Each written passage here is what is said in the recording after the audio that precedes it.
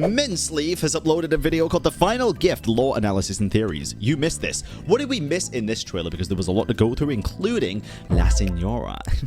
So the new Sandrone and Fatui animation just dropped, and you're probably wondering, who is this guy? No, I'm not. That's Alain Guillotin. So many things this animation revealed, because the Harbingers may have also quietly revealed a future playable character. Wait, what? A future playable... Oh, wait. The singer girl? The relationships between the Fatui Harbingers. She did have a voice line with a character, I think. Signora and her goals. And apparently, this trailer has caused some drama, because people think it may have retconned Sandrone's relationship with a certain Harbinger. I want to make a separate video about this, but they're wrong. There's a lot to talk about in this one animation. So let's start with the scene where Sandrone, Colombina, Arlecchino, and La Signora are having tea together. Arlecchino talks about the Korolevsky troupe. The first time we've heard of this troupe is from Kaunea, a famous makeup artist that once worked for the troupe. The name Korolevsky is also related to the Russian word for royal. So this seems to be a very prestigious Snezhnayan theater company. But it's not confirmed to be directly funded by the Tsaritsa or the Fatui. What seems to be confirmed is that Vodyanitsa is its principal soprano. No voice line, though. I'm pretty certain there is a character with a voice line about Vodyanitsa. I'm not saying the voice line is, like, titled about Vodyanitsa, but I'm pretty sure she's mentioned in a character voice line. I remember seeing that name in the game before.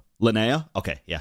I was going to say, I remember seeing the name. Harbingers were important enough to watch her from private box seats. The most interesting thing is the name Vodyanitsa, because it might be a teaser for a future character. Vodyanitsa was first introduced through Linnea's voice line. Yeah, because wait, we saw this. I read through Linnea's voice line about this, I'm pretty sure. Isn't she depicted as like a siren? She talks about singing using water or something. Soprano of the Korolevsky troupe. She says audiences go wild for Vodyanitsa without realizing that her voice is only the echo of the ocean waves. Linnea can also sense something dangerous hidden inside that voice, an allure that could bewitch everyone who hears it and lead them to ruin.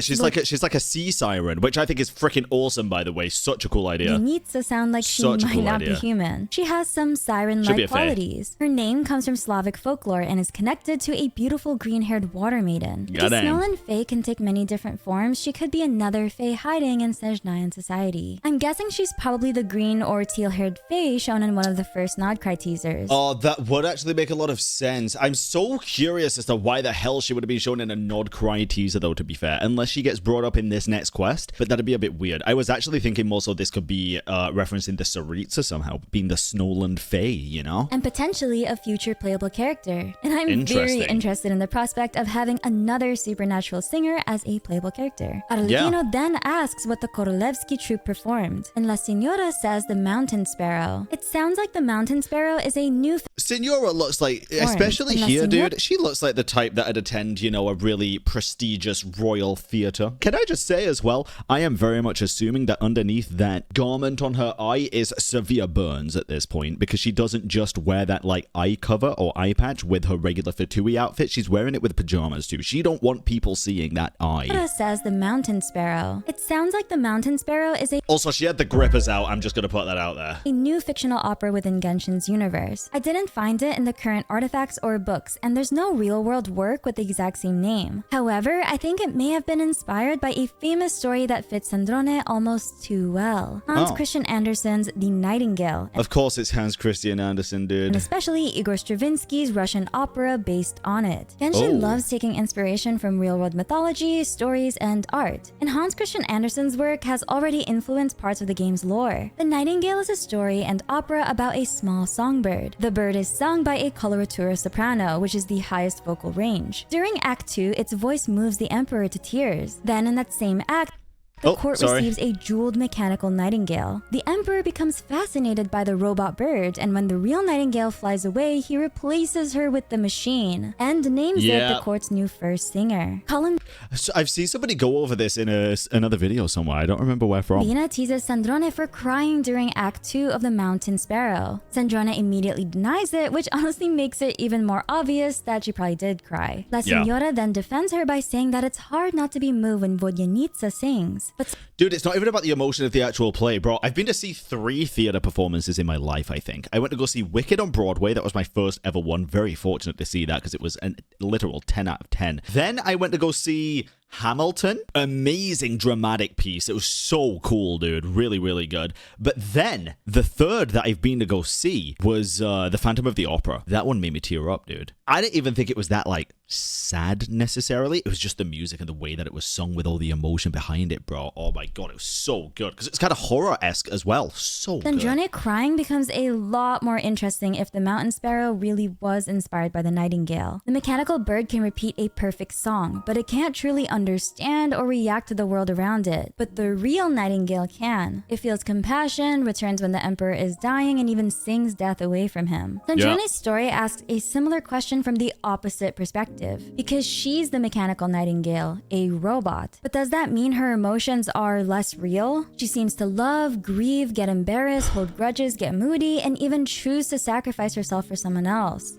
This is a pretty interesting topic, actually, because we've had this conversation before. What do you all think? And especially in the YouTube comments as well, what do you all think? For a puppet that is made up not of life necessarily, but just made up of moving parts and has like an AI, like I would say Sandrone, right? Maybe even Wanderer to an extent. Do you consider their emotions on par with like human emotions, like Min says here? Robot. But does that mean her emotions are less real? Do you think their emotions are as valuable as human emotions, let's say? In a fantasy cave, yes. In real world, no. Okay.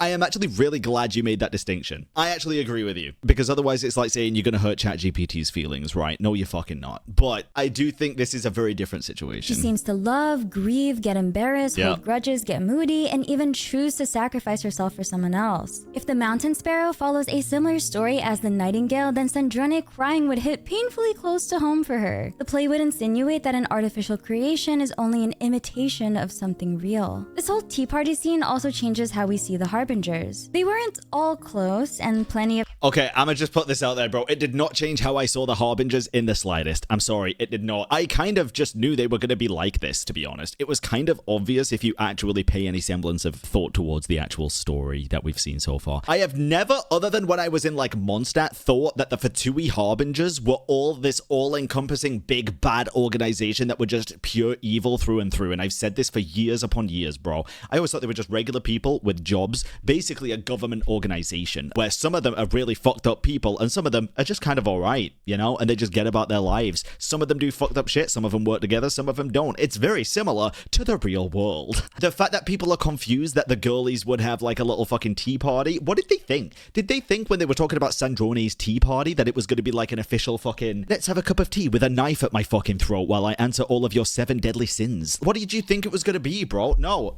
chill pajama party. Them clearly hated each other, but some of them did have real friendships. But does that mean Arlecchino and Sandrone's relationship was retconned? I really don't think so. I really don't. It's really difficult to believe anything at face value when you've got Arlecchino, someone who really struggles to admit that she's friends with anybody, basically, but the Traveler. And number 2, Sandrone, who is one of the biggest tsundere characters you will ever fucking see, no matter how much people shit on me for it in the beginning for saying it. So when they're like, you know, she's alright, I guess. Like, I wouldn't say we were friends. It's just like when people are like, oh yeah, so Columbina and Sandrone clearly hate each other then because they always look like they hate each other. No, bro. I will say the new animation definitely makes them seem a lot closer than Arlecchino's old voice line implied. That's just my opinion. Please don't kill me. In the animation, it does. But again, I don't think we can take what these characters imply as fact.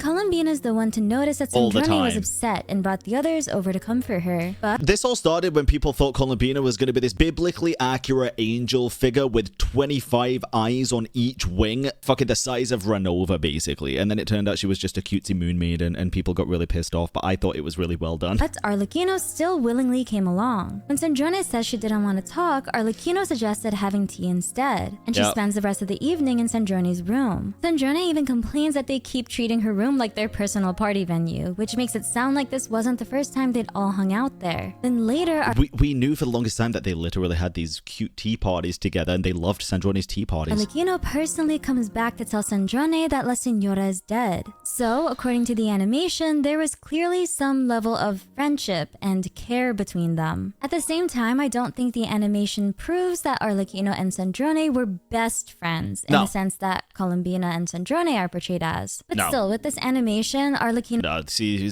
Columbina and Sandrone were clearly roommates, whereas it seems like Arlecchino and Sandrone were acquaintances. His voice line about Sandrone saying that she has little interest in her is kind of jarring, I agree. The rest of the line is mostly about Sandrone's research and how rarely she appears in public. So I guess you could twist it to say that Arlecchino means she doesn't pay much attention to Sandrone's work or interact with her very often. But the bluntness suggests she doesn't really care about her. But I think that can also be a case of she did care, and then Rosalind's death really put a spanner in everybody's actual relationships with each other. That's how I took it. Maybe I just read it a totally different way. Yeah, they just got a little bit more stone-hearted. Explain their distance a little bit. The tea party scene happens before La Signora dies, while Arlecchino's voice line is heard much later. It's possible that the female harbingers used to spend time together, but the group slowly fell apart, as friendships will do sometimes. Arlecchino... Yeah, especially when one of them fucking dies. Also tends to show her care through her actions rather than her words. She's very controlled with her emotions, even when she clearly respects and cares about someone. So her saying that about Sandrone in her voice line doesn't necessarily have to mean they're not friends or something. The animation definitely makes their relationship feel warmer and closer than the old voice line led us to believe, however.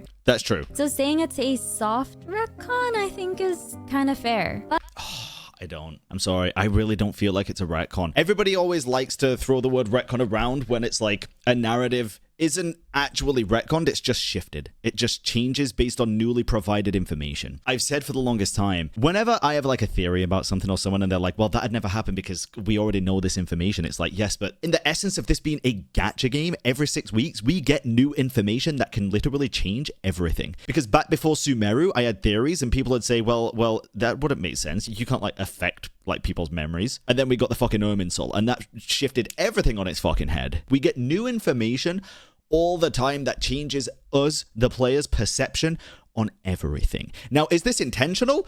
100%. 100%. I think this is entirely intentional, and I think that Genshin are doing this on purpose to make us feel softer for the Fatui Harbingers. Because we're going to Snezhnaya. We don't want to go to Snezhnaya with the thoughts that the Harbingers are going to be out for our necks and our throats and all of them at pure evil. Because then when we inevitably end up working with them, it's going to feel shit. That's not the case. They're softening us up. And I think that's the intention of this. They're softening us up by hitting us in the feels yet again with some more Rosalind bullshit. I don't think it's a retcon necessarily. I really don't. But I wouldn't say it completely breaks the story's continuity like a real retcon would. Arlecchino tells Sandrone that La Signora is dead, and Sandrone asks whether it was worth paying the ultimate price just to fulfill someone else's wish. Someone else's wish being the Tsaritsa's wish. To her, La Signora's death amounted to a few snide remarks at a shallow funeral. But don't forget, it's not like La Signora had no control over what happened to her. She knowingly accepted a duel before the Raiden Shogun, understood that the loser would die, and was executed after she lost. I would still really like to see what actually played out before we, the Traveler, arrived when it comes to this scene. I want to see the conversation that they had, the puppet and Signora, because we barged in and interrupted something and we never got to fully understand what exactly it was. Because here's the thing, Rosalind, La Signora, the Crimson Witch of Flames, whatever you want to call her, this wasn't her, dude. And it's so good to parallel to Raiden here, because this isn't Raiden. Like, the way that we know Raiden, this isn't her, bro. And the way that the Fatui Harbingers knew Signora, this wasn't her either. They said it. Like, this is so out of character for what everybody thought she was like. Do you think her death has another meaning? I think it could have potentially been part of the grand plan, maybe. Just like I think Capitano taking the throne in Natlan was actually part of the grand plan. I really do. I think there's more to it still that we don't know. There's a reason they keep bringing La Signora up as well, by the way. We're going to see it eventually. Something about the preservation, I guarantee it, where her fucking coffin is buried in the tomb of ice, just like I know it sounds like coping. I know it does. There's going to be more to Signora's story, though. I'm not saying she's going to get brought back and become a playable character by any means, just as a heads up here, but I don't think Signora's story is very much over yet. I think there will be more to it that we just don't know about yet. There's definitely going to be more to it, and we will find it out. It's just they keep showing her. Every Fatui trailer talks about this death and has the moth that burns on either a tomb of ice or a fireplace. Very interesting. No, considering the Crimson Witch of Flame and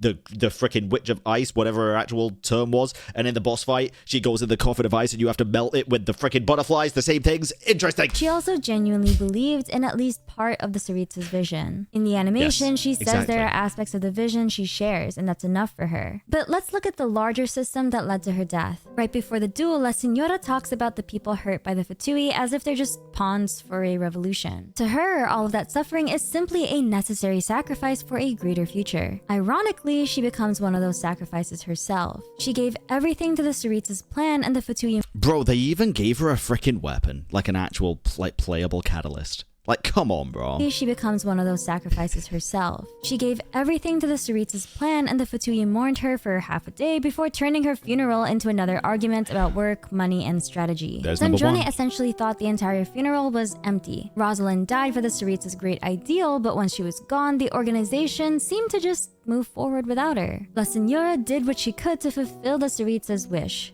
Someone else's wish. Whereas Sandrone's creator wanted the exact opposite for her. Alain Guillotin didn't want Sandrone to inherit his dream, finish his life's work, or exist as a replacement for someone he had lost. By the way, I just want to put this out there. This in no way is like any kind of dig on Min, just in case it comes across like that. One thing I've noticed lately, which I think is a fucking incredible thing, dude, and I love it and I value it so much. When me and Min talk, we actually disagree on quite a few things when it comes to how things are portrayed and stuff, and like our enjoyment on certain quests and stuff, right? Like the last Dottore quest, I really enjoyed it. Min enjoyed it quite a bit less for certain different reasons. We had a whole conversation about that, bro, and it's so fun. It's so fun to have like respectful, passionate conversations about your differences when you are both passionate about the same thing. God, it's so good. He wanted her to find a wish and purpose in life that belonged completely to her. So let's talk about who her creator, Alain, actually was. Alain Guillotin lived around 400 to 500 years ago. He and his younger sister, Marianne, were raised at the original Netzitzenkreuz Institute, which also functioned as an orphanage. Their closest childhood friends were René de Petrichor and Jacob Ingold. When the Cataclysm reached Fontaine, the Institute's vice director, Basil Elton, left to fight Elenis and never returned. Before leaving, she asked the Marechaussee hunter Emmanuel Guillotin to care for Alain and Marianne. Emmanuel adopted them and gave them his surname. Emmanuel cared about them, but he struggled to show it. And Alain was that the Bacchanal? I think it was, right? Into a similar person, deeply attached to the people around him, but stiff,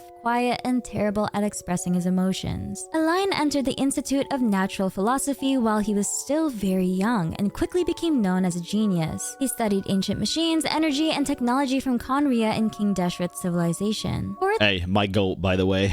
He's everywhere. Time, Alain worked with René, Jacob, Carter Scherbius, and Marianne. But René and Jacob became convinced that Fontaine, and perhaps the entire world, was headed toward another cataclysm. René believed humanity had to be transformed to survive, even if people lost their bodies and individual identities in the process. Jacob had already been transformed into a neo-human using abyssal power, and he later strengthened himself using Elena's abyssal blood. His new body could survive substances that would poison a normal human, so René saw him as proof that humanity could evolve into something stronger. Then Carter Scherbius, Alain's assistant and friend, became seriously ill. René and Jacob tried to save Carter using the same research that had transformed Jacob. Carter seemed to have... Dude, this was such a messed up quest line. I really missed this, genuinely. The Netzitzenkreuz Ordo quest line was really, really good. Well, Netzitzenkreuz Institute, I guess. Have understood the risks, but the experiment went horribly wrong. René kept studying him because he couldn't accept that Carter had suffered for nothing. Alain saw that as unforgivable. To him, gaining knowledge didn't justify turning someone they cared about into research material. That was what finally destroyed their childhood friendship. Alain and his sister Marianne later joined the Marechaussee Phantom. Around that time, Alain created Seymour, a mechanical dog designed to think for himself and oh my god, imagine if the final gift was a dog. Oh my god. That'd be so cool, dude. Protect Marianne. Meanwhile, René formed the Netzitzenkreuz Ordo and transformed into Netzitzenkreuz. He believed humanity could survive a future disaster by merging people into a hive mind, and he even tried to recruit Alain. Alain obviously refused. Their conflict ended in a battle inside Elenas. Seymour was badly injured, many people were killed, and Marianne was believed to be dead. From Alain's perspective, he defeated René, but lost his sister. Afterward, Alain left the Marechaussee Phantom and founded the Fontaine Research Institute. Kinda messed up, dude, not gonna get. His work transformed Fontaine's technology, but none of it could bring Marianne back. Late in his life, Alain withdrew from the public and completed his most personal creation, Sandrone. Alain created Sandrone in the image of But she didn't quite have that name yet. That's why Hoyo took it out of the trailer. His sister Marianne, which he felt guilty about. She even had an emotional core that was supposed to allow her to learn, form opinions, understand feelings, and eventually become her own person. Over time, their relationship became something close to a parent and child, even if neither of them knew how to say or describe it. Sandrone's notebook, which you can read at the end of Act 8. It's so messed up as well, bro, because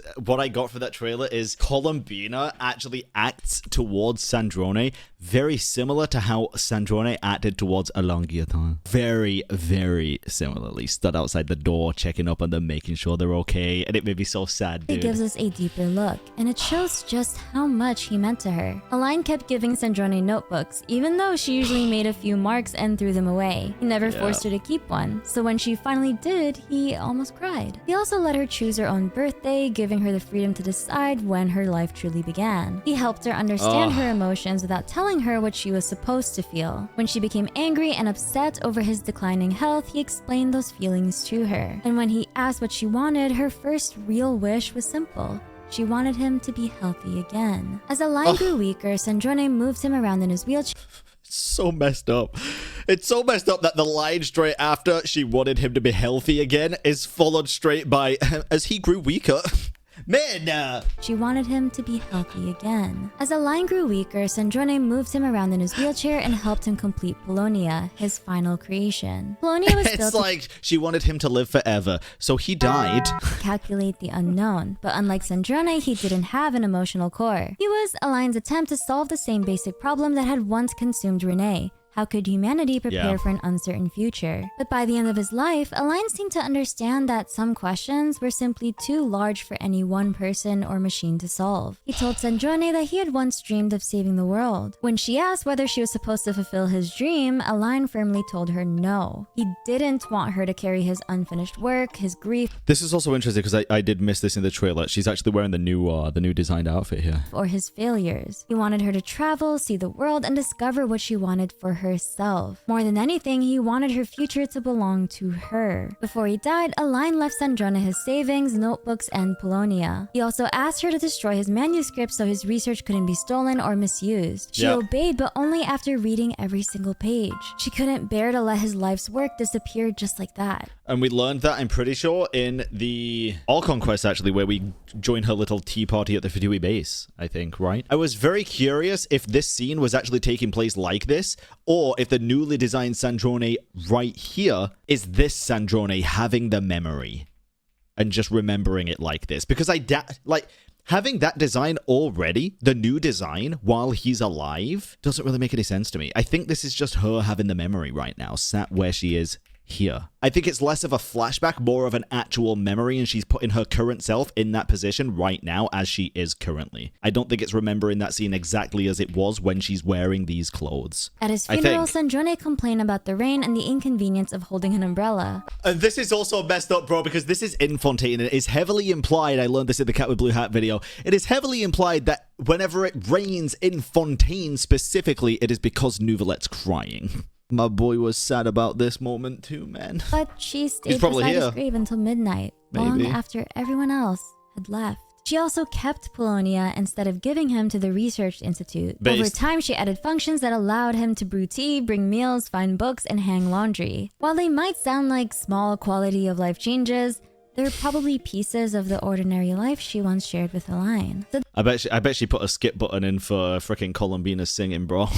that brings us to the animation's final message. Alain once told Sandrone that she would eventually find a wish that wasn't for him or anyone else, but entirely her own. When she achieved this, then he'd have one final gift to give her. The most obvious possibility is that Alain's final gift was a new body. I mean, her design is pretty different now. The Tora destroyed Sandrone's old body, but both her core and Polonia's were recovered and taken to the Fontaine Research Institute just as she requested. Her original... Yeah, I have a feeling it's probably like the final gift is even more research notes that he never gave her, you know? Like the penultimate research notes, basically, to be able to make her a new body in case, like, grand destruction ever did happen. Body was created from Alain's grief over Marianne. So this new body could be his way of giving Sandrone a form made for her own future, one she only receives after finally discovering a wish of her own. One of my viewers also pointed out that Sandrone's new design uses much more red, which could reflect one of Rene de Petricor's ideas, but metaphorically, much more.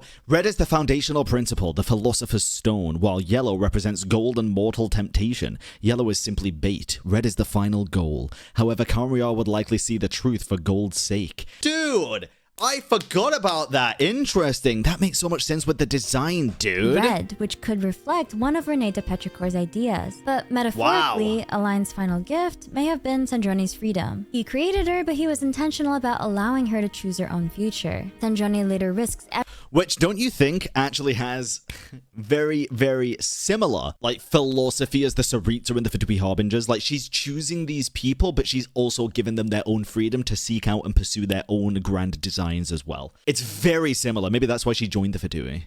Maybe that's why, because it's also very similar to Alain Guillotin. Pointed out that Sandrone's new design uses much more red, which could reflect one of Rene de Petricor's ideas. But metaphorically, Alain's final gift may have been Sandrone's freedom. Definitely he could created have her, been. But he was intentional about allowing her to choose her own future. Sandrone later risks everything to bring Colombina back and protect the traveler. She made those choices, those wishes herself. When she says your gift has been received, Alain, it could mean that she finally found a wish of her own. Yep. Alain spent his life failing to save the people he loved. He couldn't save Carter. Couldn't save Marianne, but he did create a new life, and his greatest act of love was making sure that life had the freedom to choose its own future. I think it's really sweet that before sacrificing herself, Sandrone helped fulfill the dream Alain never got to finish, saving the world. She created the world formula by combining Renee's research, Alain's unfinished procedure, her own work, and help from several others. So in the end, Alain's research really did become part of what saved the world in the Not Cry Archon quest. While I was editing this video, the official Genshin Impact YouTube channel actually re-uploaded the Sandrone animation because of an audio issue. In the original version, Alain says this. Sandrone. Take a look at this.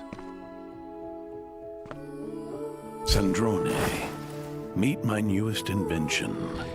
Oh, she didn't even have that fucking name then, bro. Sandrone only joined the Fatui after Alain died, so he shouldn't have known the Harbinger name she would later use. That suggests her Alain Guillotin is the missing Harbinger. Oh, Piero, imagine, bro. Oh my god. Name may have been something else, possibly even Marionette, as a play on Mary and Et. Sandrone may have been born from Alain's grief, but she didn't die as Marianne's replacement or simply as Alain's creation. She died as herself, carrying out a choice that was completely her own. If you enjoyed this video, please leave a like and subscribe, and I'll see you on the next video. Incredible. I'm Minzlif, and I read the Genshin Impact lore so that you don't have to. Banger, dude. The exciting thing about disagreeing with Min is that I know it's well received on both sides, so whenever we have a disagreement, I can note it down so we can literally talk about it specifically, and it's so fun. My god, dude. What a good video. What a good video. Not retcon, though, Min. Not retcon. Exactly, we can talk about it. Min! They didn't retcon the fucking...